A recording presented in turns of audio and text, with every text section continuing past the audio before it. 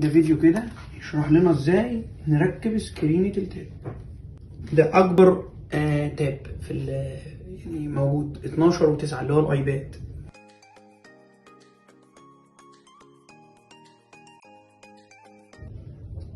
مبدئيا ان المفروض اجيب سكرين التاب حاجه محترمه، يعني حاجه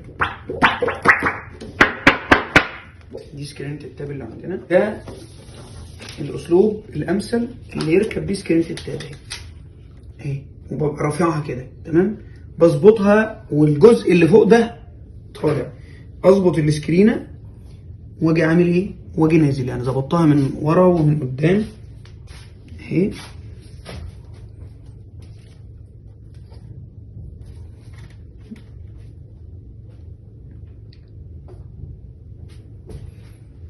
اهو كده، واجي شايل دي واجي عامل كده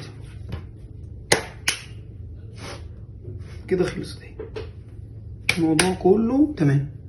هو ده الاسلوب الامثل لتركيب سكرينة التاب او التركيب بتاع السكرينه الكبيره.